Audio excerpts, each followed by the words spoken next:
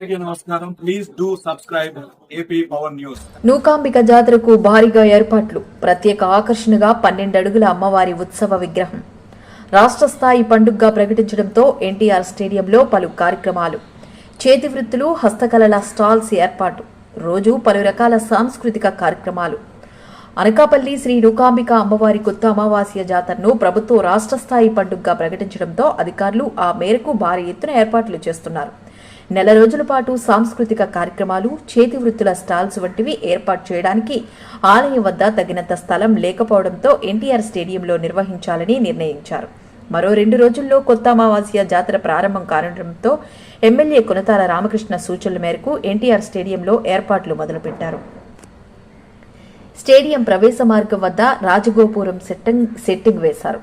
Pavilion భవనం వద్ద భారీ స్టేజిని ఏర్పాటు చేస్తున్నారు. ఇక్కడ నూకాంబిక అమ్మవారి 12 అడుగుల ఉత్సవ విగ్రహాన్ని ఏర్పాటు చేస్తారు. వేదికపై నెల రోజుల పాటు ప్రతిరోజు కోలాటాలు, జానపద నృత్యాలు, సంకీర్తనలు, భరతనాట్యం తదితర కార్యక్రమాలు నిర్వహిస్తారు. రాష్ట్రంలో వివిధ ప్రాంతాల నుండి భక్తులు భారీ ఎత్తులో వస్తారని అంచనా వేస్తున్నారు. ఎన్టీఆర్ స్టేడియం ముఖద్వారం వద్ద ఏర్పాటు చేసిన రాజగోపురం సెట్టింగ్ వివిధ ప్రాంతాల నుండి కళాకారులను రప్పిస్తున్నారు. శ్రీ ఉత్తరాంధ్ర ఎలువేలుపు నూకాంబిక అమ్మవారి జాతరను తిలకించేందుకు వివిధ రాష్ట్రాల నుంచి వచ్చే భక్తులకు సౌకర్యాలు కల్పించడం కోసం అధికారులు, నాయకులు ఏర్పాట్లు చేస్తున్నారు.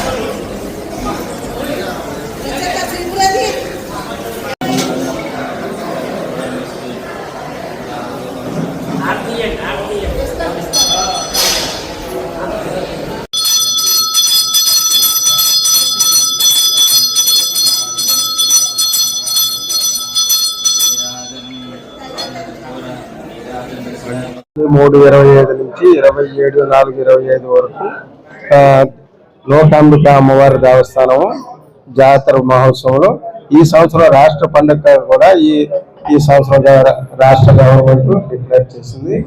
దానికి మన శాసనసభ్యులు మాజీ మంత్రివర్యులు శాసనసభ్యులైన కొంతాల రామకృష్ణ గారి సహకారంతో ఈ రాష్ట్ర పండుగ డిక్లేర్ చేయడం ఉంది. మరియు ఎంపీ గారు, సీఎం రమేష్ గారు కూడా సహకారంతో చేయడం జరిగింది.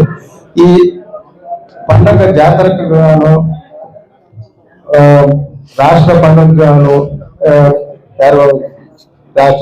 గాను చేసినందుకు గాను మన దేవస్థానం వారు భక్తులకి ఎలాంటి అసౌకర్యములు కలగకుండా చేయటం నేను తెలుపుకున్న వివరములను ఏర్పాటు చేయడం ఉంది. అమ్మవారి దర్శనం వచ్చిన భక్తులకి వర్షంలో వెళ్ళటం గాను ఎండ ఇది తగలకుండా చలువు పందిళ్ళు మరియు సేద తీర్చుకోవడానికి మంచినీరు, మజ్జిగ కూడా సప్లై చేస్తున్నాము.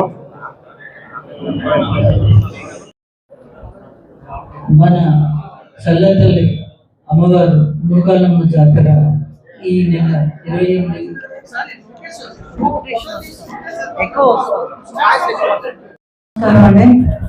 మన నూకాలమ్మ అమ్మవారి సంవత్సర యాన్యువల్ జాతర ఈ నెల 28 నుంచి 27/4 వరకు జరుగుతుంది. ఆ ఉత్సవానికి విస్తృతమైన ఏర్పాట్లు జరుగుతున్నాయి. అవన్నీ తమ దృష్టికి తెచ్చి తద్వారా ప్రజల్లోకి ప్రచారం తీసుకెళ్లాలనేది మా ఆకాంక్ష. ఈ సంవత్సరం అమ్మవారి ఫెస్టివల్ ని స్టేట్ ఫెస్టివల్ గా డిక్లేర్ చేశారు. అది ఒక గొప్ప శుభపరిణామం. మనకి కోఆర్డినేషన్ కమిటీ మీటింగ్ వల్ల ఈ సందర్భంగా కలెక్టర్ గారి ఆధ్వర్యంలో జరిగింది. అన్ని డిపార్ట్మెంట్స్ వాళ్ళు పార్టిసిపేట్ చేశారు. Land and traffic, medical and health, panchayati, GVMC వీళ్ళందరూ కూడా పార్టిసిపేట్ చేశారు. స్టేట్ ఫెస్టివల్ అయ్యేసరికి అందరూ వారి నిధులు విస్తృతంగా చేస్తున్నారు. ఈసారి కూడా వారి సహకారంలో కలెక్టర్ గారి ఆధ్వర్యంలో, ఎస్పీ గారి సూచనల మేరకు ఈ స్టేట్ ఫెస్టివల్ నడుస్తుంది. మనకి ఒక ఉత్సవ కమిటీ కూడా ఆంధ్రప్రదేశ్ ప్రభుత్వం వారు ఈ సందర్భంగా వేశారు. ఊర్లోని ఈ అవగాహన డోనర్స్ వీళ్ళందరితో కలిపి ఒక ఉత్సవ కమిటీ వేశారు. వారి సహాయ సహకారాలతో, అన్ని డిపార్ట్మెంట్స్ వారి సహాయ సహకారాలతో, మన ఎమ్మెల్యే గారి సూచనల మేరకు ఈ ఫెస్టివల్ మీ అందరి సహాయం, ముఖ్యంగా ప్రెస్, ముఖ్యంగా ప్రింట్ అండ్ మీ మీడియా వారి సహాయ సహకారాలతోటి ఈ ఉత్సవాలు దిగ్విజయంగా జరిపించాలనేది దానికోసం మీ అందరి సహాయ సహకారాలు కావాలనేది మా అందరి ఆకాంక్ష. ఇక్కడ ఉత్సవ కమిటీ మెంబర్స్ అందరూ ఉన్నారు. వీరు మనం అందరూ కలిసి ఈ ఉత్సవాన్ని దిగ్విజయంగా నడిపించాలి. దీనికోసం భక్తులు వివిధ ప్రాంతాల నుంచి రావడానికి ఆర్టీసీ వారు విశాఖపట్నం, గాజువాక, సింహాచలం, స్టీల్ సిటీ, చోడవరం, విజయనగరం, ఎల్లమంచిలి, పాయకరావుపేట, పాడేరు, తుని, కాకినాడ, రాజమహేంద్రవరం, ఎస్కోట, శ్రీకాకుళం చాలా దూరాల నుంచి కూడా స్పెషల్ బస్సులు వేశారు.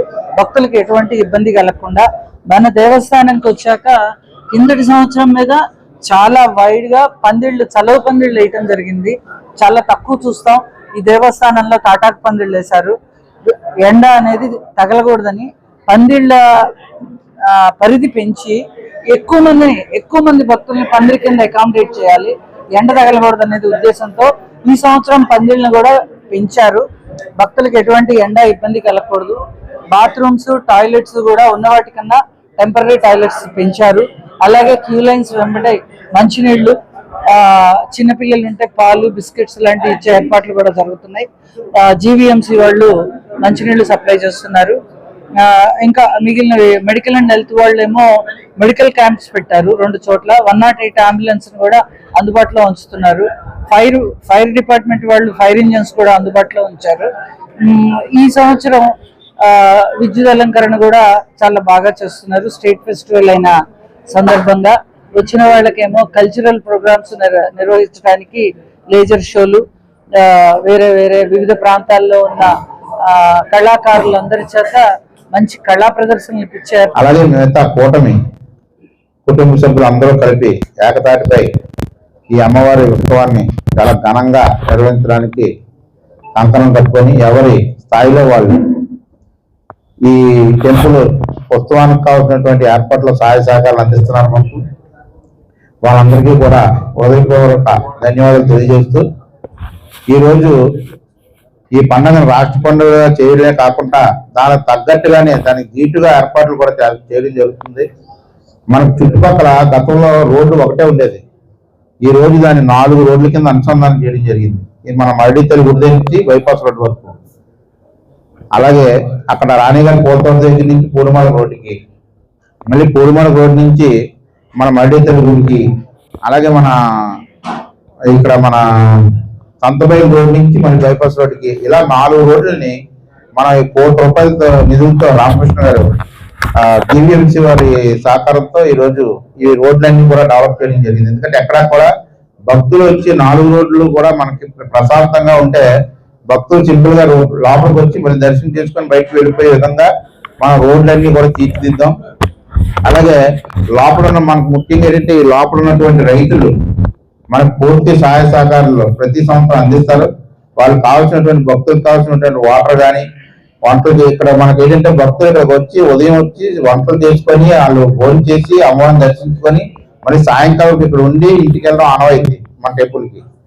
ఆ సందర్భంలో చుట్టుపక్కల మనకున్న దేవాలయ ప్రాంగణం అంతమంది భక్తులకి మనం ఆతిథ్యం ఇవ్వలేము కాబట్టి మనకు వనరులు అంత తక్కువగా ఉన్నాయి కాబట్టి చుట్టుపక్కల ఉన్నటువంటి రైతులు, మన గ్రామ పెద్దలు వీళ్ళందరూ సహాయ సహకారాలతో ఈ కార్యక్రమాలన్నీ ప్రతి ఏటా జరుగుతున్నాయి.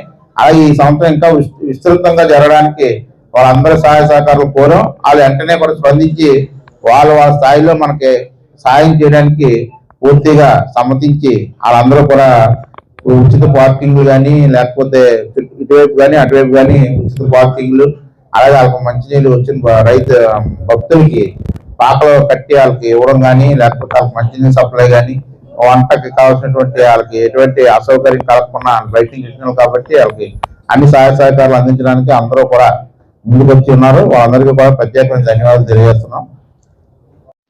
Please subscribe our channel AP Power News.